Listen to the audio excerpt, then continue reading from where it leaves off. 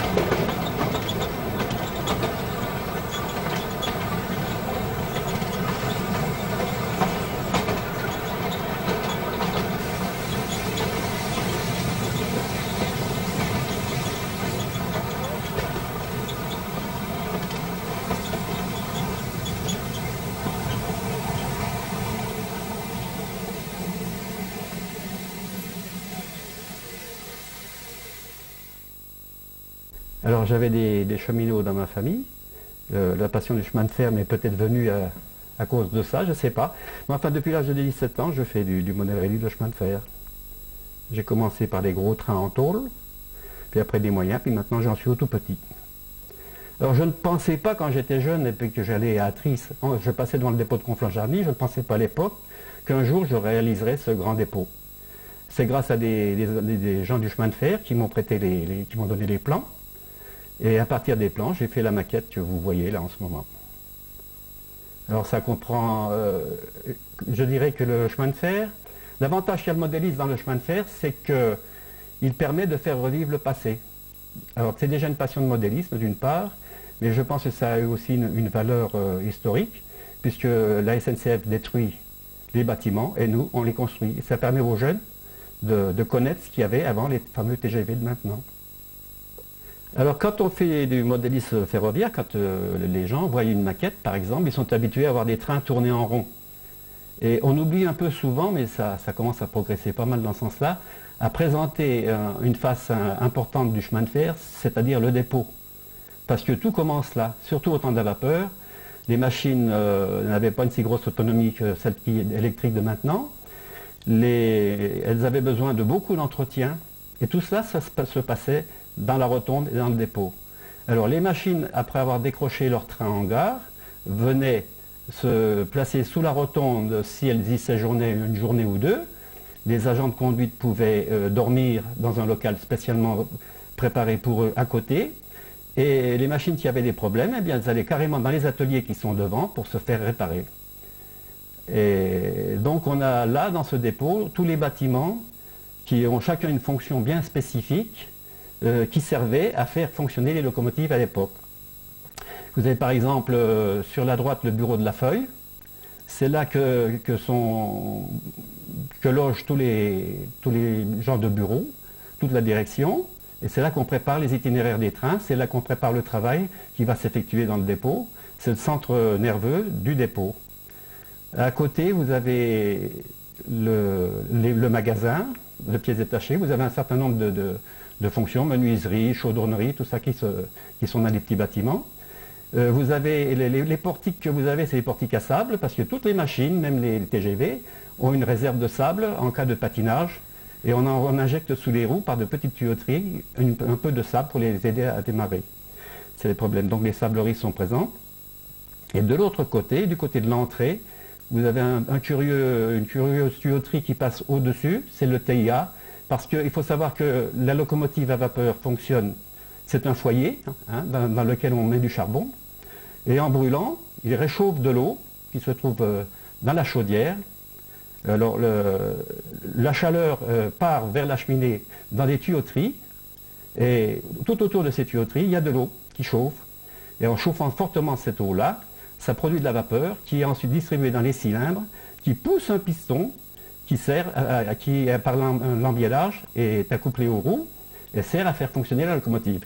Alors en chauffant fortement de l'eau, on produit du calcaire et ça encrasse beaucoup la tubulure. Alors donc il y a le système TIA, Louis Armand, qui a inventé un système de nettoyage des eaux hein, pour enlever, justement détruire le calcaire. Donc les machines à vapeur s'arrêtent là, au laboratoire du TIA, sous cette curieuse tuyauterie. Il y a une analyse de leur eau de chaudière qui est faite. L'eau est stockée dans le teint d'air, c'est-à-dire le petit wagon qui est derrière. Dans ce teint d'air, il y a aussi du charbon. Il faut analyser l'eau par le laboratoire et mettre les quantités qu'il faut de produits pour rendre l'eau pure. Alors le pont que vous voyez là en ce moment, il s'agit du viaduc de Garabi. Ça a été le pont le plus haut d'Europe, il faisait 120 mètres de haut au niveau du sol. Il fait quelques 500 mètres de long. Et un jour, j'ai voulu essayer de reproduire, de l'évoquer par le fait. Ce n'est pas une reproduction intégrale parce qu'il ne rentrerait pas dans mon grenier, il serait beaucoup trop important. Et j'ai avancé petit à petit comme ça m'a pris tout un hiver pour le réaliser. Alors, le viaduc de Garabi a été réalisé sous la direction de Gustave Eiffel.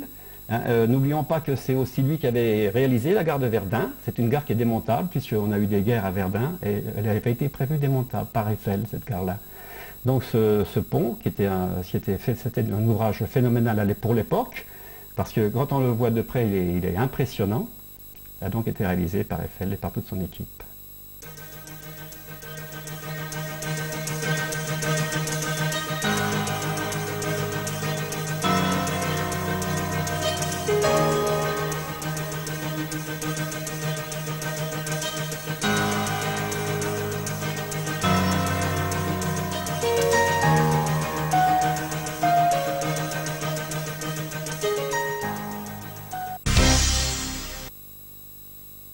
Ma passion, elle date de 86, donc ça fait déjà un petit moment. Et puis, je me suis inscrite sur un coup de tête au Château Coutant, où j'avais besoin d'avoir une ambiance de personnes. C'était plutôt important dans ce domaine-là. Puis j'ai découvert le pastel, que j'ai assez vite maîtrisé.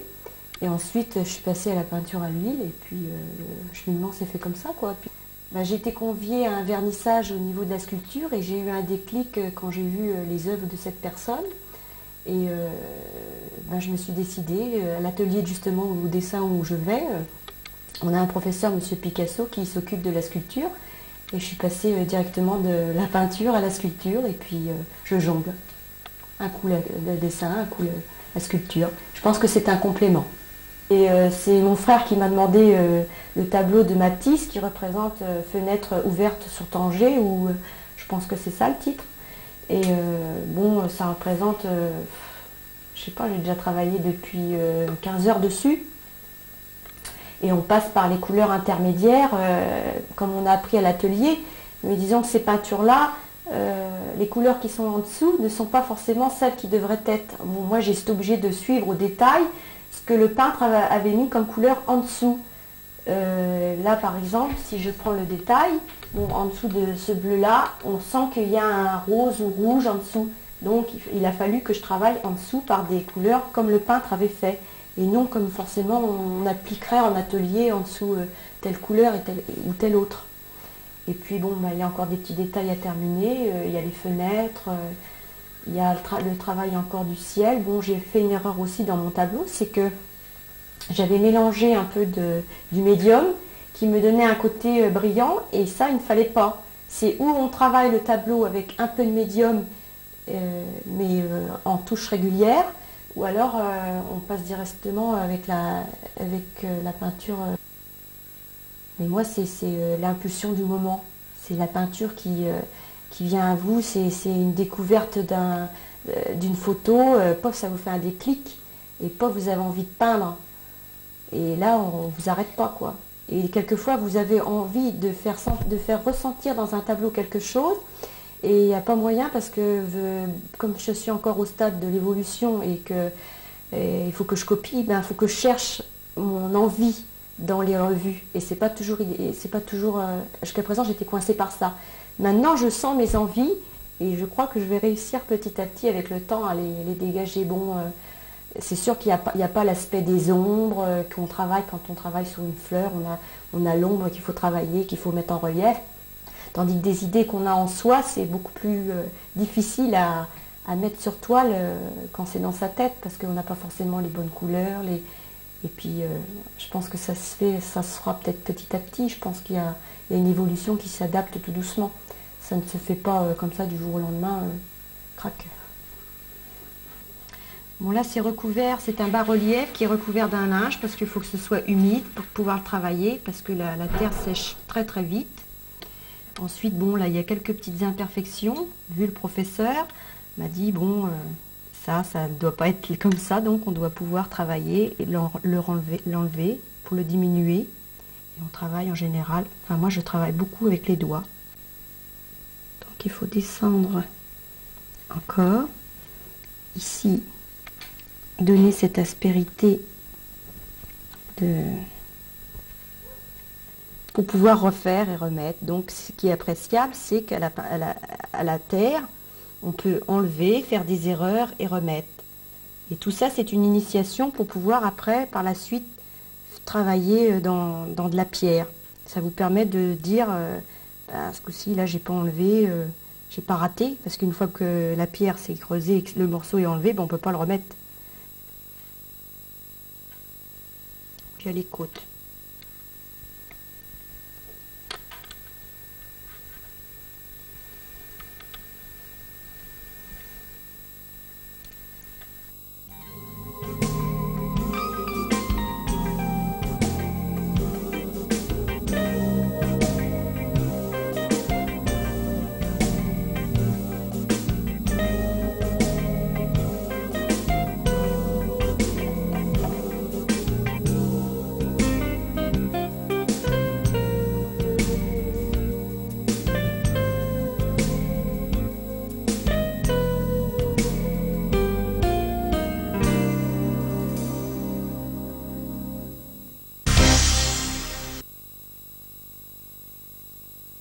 Nous vous emmenons dans un riche passé, visiter le château de l'Abbessière à Ansemont, avec l'aimable autorisation de son propriétaire qui l'a sauvé des outrages du temps et de l'indifférence des hommes.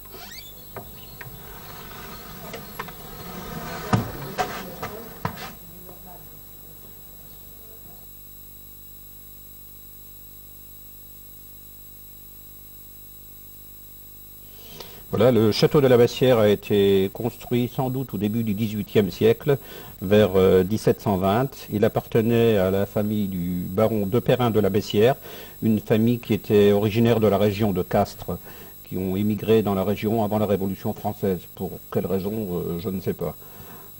Il a appartenu à la même famille jusqu'en 1957. Donc c'était une famille avec la croix de chevalier de Saint-Louis, une famille de militaires de père en fils. Et donc le château est resté propriété de la famille jusqu'en 1957, date à laquelle il a été revendu à un propriétaire, un industriel de la région, qui a commencé par y mettre des ouvriers. Et ensuite, le château a été squatté pendant environ 25 ans. Lors d'une promenade dominicale, en voiture avec mes enfants, j'ai trouvé le château en 1982. Et bon, si vous voulez, je me suis arrêté, vu l'état de délabrement, etc. Bon, j'ai demandé aux voisins quel était le propriétaire. Bon, j'ai pu acquérir le château assez rapidement, en 82, donc on n'a pratiquement rien restauré entre 82 et 85. À partir de cette année, donc, on est venu habiter le château. Une seule pièce, parce que le reste était totalement inhabitable. Bon, là, les parquets étaient complètement... avaient pratiquement disparu dans les cheminées. Tout avait été brûlé, les boiseries sur les murs. Bon, il a fallu absolument tout refaire. À cette époque-là, la propriété avait un parc sur l'arrière d'un tenant d'à peu près 7 hectares. Donc il a fallu... j'ai tout simplement fait un choix au départ pour restaurer plus rapidement. Donc je laissais tomber le reste du terrain. Donc il y avait pas moyen, si vous voulez, bon, pour restaurer plus rapidement, quoi. Et bon, nous l'habitons depuis 85. Et environ en 90, nous avons eu l'idée de transformer quelques pièces en chambre à coucher pour accueillir des hôtes sous l'égide des Gîtes de France. Voilà.